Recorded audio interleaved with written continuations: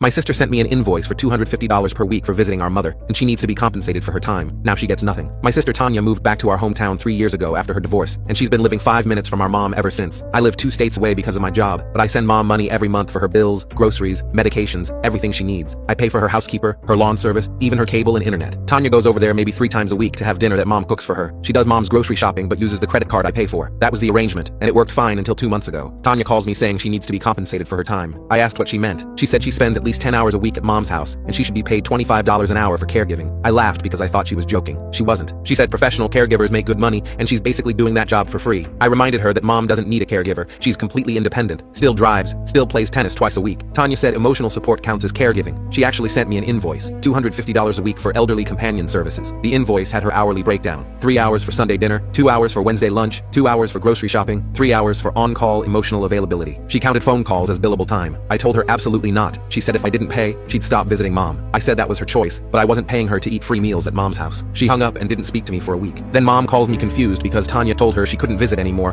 unless I approved her compensation package. Mom had no idea what was happening. Tanya actually made mom call me to convince me to pay her. She was standing right there coaching mom on what to say. I could hear her whispering, "Tell him about your loneliness," and "Mention your heart problems." Mom doesn't have heart problems. I told mom I'd handle it and flew home that weekend. Tanya had escalated things while I was traveling. She created a whole presentation about elder care costs in our area. She brought printed charts to mom's house showing how much assisted living facilities charge. She told mom she was saving the family thousands by providing in-home care. She even suggested mom should pay her from her social security since I was being unreasonable. Mom was upset and confused. The thing is, Tanya was already getting plenty from this arrangement. She ate dinner at mom's 3 nights a week, took leftovers home for her kids, used mom's washer and dryer for her laundry, had mom babysit her teenage kids constantly. Mom was doing more for Tanya than Tanya did for mom. I asked mom privately what help Tanya actually provided. Mom said Tanya mostly complained about her ex-husband and asked to borrow money. Sometimes Tanya would take mom to doctor appointments, but she'd drop her off and go shopping with mom's credit card while mom was in the appointment. Mom also mentioned Tanya had been taking things from the house, saying she was borrowing them but never bringing them back. Jewelry, small appliances, even some of dad's old watches. I had mom check her bank statements. Tanya had been using mom's debit card for her own gas, restaurants, even her kids' school supplies. When I confronted Tanya, she said it was payment for her services. She said she'd been keeping track, and mom owed her about $8,000 in back wages for the past year. She actually tried to put a lien on mom's house. She went to a lawyer and everything. The lawyer laughed her out of the office when he found out mom was fully independent, and Tanya had no caregiving agreement. That's when Tanya went nuclear. She told mom's friends that I was neglecting mom, that I refused to pay for proper care, that mom was suffering because of my cheapness. She posted on neighborhood forums about elder abuse. She called Adult Protective Services and reported me for financial exploitation. The social worker came out, saw mom was fine, saw all the bills I pay, and closed the case immediately. They actually flagged Tanya as the concern since she'd been taking mom's money. Mom was so hurt by all of this. Her own daughter treating her like a paycheck, lying to everyone about her needing care when she's healthier than most people her age. Mom went to her lawyer and changed her will. Tanya was supposed to get half of everything. Now she gets nothing. Mom told her at Sunday dinner in front of the whole family. Tanya screamed that mom couldn't do that. Mom said she just did. Tanya doesn't visit anymore. Mom's happier.